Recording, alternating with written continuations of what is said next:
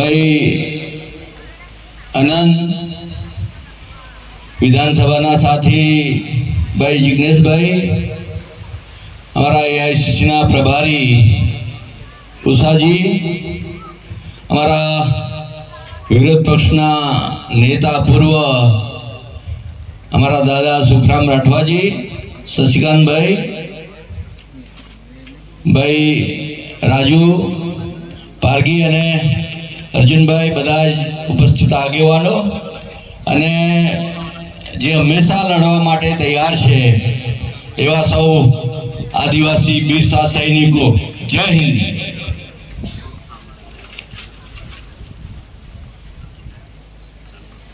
अत्यार सुधी आदिवासी विस्तारों में विस्थापन अने एनु फरी गमे त्यां आपने नाखी देवाना एवी अत्यार सुधी प्रवृत्तिओ चाले छे अने आ आजची नथी चालती। ए 5000 वस्ती चाले छे એટલા માટે એકલવ્ય નો અંગૂઠો કેમ કાપ્યો તો કે અર્જુન થી વધારે ચડિયાતો નહીં થઈ જાય એટલા માટે જે બધા રાજાના દીકરાઓ હતા કે એનાથી ચડિયાતો નહીં થઈ જાય એના માટે એકલવ્યનો અંગૂઠો કાપ્યો। એ 5000 વસ્તી ચાલે છે। डॉक्टर बाबा साहेब आंबेडकर कीधु के शिक्षित थाओ, संगठित थाओ ने संघर्ष करो, पण जेवी शिक्षण नी वात आवी अने आरएसएस, विश्व हिंदू परिषद, बजरंग दळ जेवी भाजपनी सत्ता आवी केंद्र में એટલે शिक्षण ने आपणे तमारा गाम में तमे बधा रहो छो केटली प्राथमिक शाळाओ बंद करी दीधी हे करीने। હવે પરિસ્થિતિ એવી થઈ છે કે જે મા બાપ આપણે મજૂરી કરે છે એના તે 25000 50000 ફી નથી ભરાવાની, સ્કૂલમાં નથી જવાના। કોંગ્રેસની સરકાર હતી તો ગામડે ગામડે ને ફળીએ પ્રાથમિક શાળાઓ કરી, વર્ગશાળા કરી, પણ આ જેવી ભાજપની સરકાર આવી એટલે સ્કૂલો બંધ કરી દીધી। જે ડોક્ટર બાબા સાહેબ આંબેડકરની જે વાત હતી કે તમે શિક્ષિત થાઓ तो अवाज करशो, मांगणी करशो, विरोध करशो। आ लोकोनी दानत फरी पाछा आपणे केवी रीते मजूर थईए एवी आ सरकारनी प्रथा छे, एनो आपणे सखत विरोध छे। डॉक्टर बाबा साहेब आंबेडकर ने 1950 में बंधारणनी रचना करी अने अस्तित्वमां आव्युं तो आपणे एक मतनो अधिकार आपी दीधो એટલે બધા ભૂરાટા થઈ ગયા कि आदिवासी ने एक मत, दलित ने एक मत, गरीब ने एक मत। प्रथा एवी हती के अपना गाम में कोई पारसी होय, वाणी होय तो 500 गाम नो मालिक होय, 500 वीघा नो मालिक होय। एक हरोड़ में डॉक्टर बाबा साहेब आंबेडकर एक मत ना अधिकार आपी दीधो એટલે બધાને એક સરખા કરી દીધા લાઈન में। ए બંધારણની તાકાત હતી અને ડોક્ટર બાબા સાહેબ આંબેડકર અને કોંગ્રેસની તાકાત હતી। कोई तमने आज पूछवा आवे छे એટલા માટે કે તમારી પાસે મત છે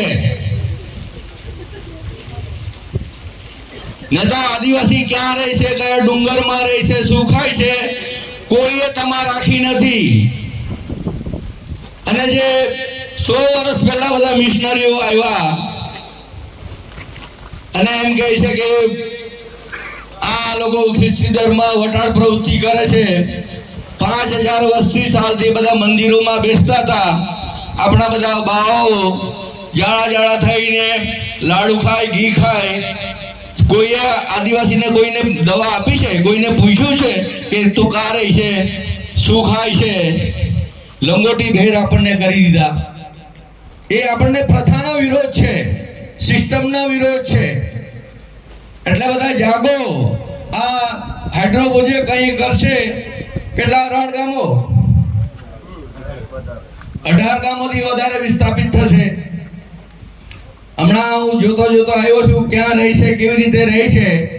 આપણા અડધા લોકો બધા શહેરોમાં હોય, સુરતમાં હોય, વડોદરામાં હોય, અમદાવાદમાં હોય। 4 મહિના આવે ઘરે, ક્યાં છોકરાઓ ભણે છે, ડેમો બધા કર્યા, લોકો શેરડી પકવે છે અને એ લોકો બધા અમેરિકામાં રહે છે. આપણા લોકો જે લોકોએ જમીન આપી પાણીમાં ડૂબમાં ગયા, એ લોકો થોડો વિસ્તાર હોય, આવો જગ્યા હોય તો ઝૂંપડા પાડીને રહી છે. આપણી બહેનોને જોઉં છું કે આખો ઘરનો સામાન માથા પર હોય, તમારે 2 છોકરા હોય, એના હાથમાં કોઈ તો લઈને આ ગામડે રખડે છે. આપણી જાત ભૂલાવી દીધી. જે કામ કરતા હતા એને કોઈ તો કરી દીધો, માણસ પણ ગણતા નથી. એવી આ પરિસ્થિતિ છે. એટલે આપણી ઓળખ, આપણી અસ્મિતા આપણે ગુમાવતા જઈએ છીએ. જ્યાં સુધી આપણે જાગીશું નહીં, કોઈના બરમાઓમાં મફતમાં પડીશું તો આપણા આ પરિસ્થિતિ થવાની છે. કોંગ્રેસની સરકાર આવી તો ગણોતિયા ગણાવીને આપણને જમીનના માલિક બનાવ્યા. આજે 2 ટંકના રોટલા ખાઈએ છીએ એ કોંગ્રેસની જે ગણોતિયા પ્રથા હતી એને લીધે કરીએ છીએ. કોઈની સામે અવાજ ઉઠાવીએ છીએ, કોઈની સામે નજર નાખીને વાત કરીએ છીએ, કોંગ્રેસની દેન છે. કોઈએ માણસ ગણ્યા તો આ કોંગ્રેસે ગણ્યા છે, ડોક્ટર બાબા સાહેબ આંબેડકરે ગણ્યા છે.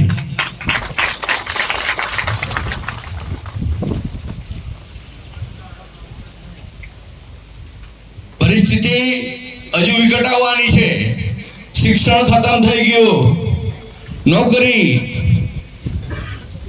તલાટીની વાત આવે તો 5 લાખ રૂપિયા, 10 લાખ રૂપિયા. ફોરેસ્ટર, જેને શાક ને ખાખરો ખબર નથી એ આપણો ફોરેસ્ટર. જેને શાક ને ખાખરામાં ભેદ પરખાતો નથી એ આપણો ફોરેસ્ટર. આપણે બધા જંગલમાં રહીએ છીએ, આપણા દીકરાઓ કેમ નથી લાગતા, પોલીસમાં કેમ નથી લાગતા? જેને વજન 35 કિલો એ આપણો પોલીસ દંડો લઈને ઊભો હોય. આ બધા હટ્ટા કટ્ટા 1000 મીટર દોડી આવો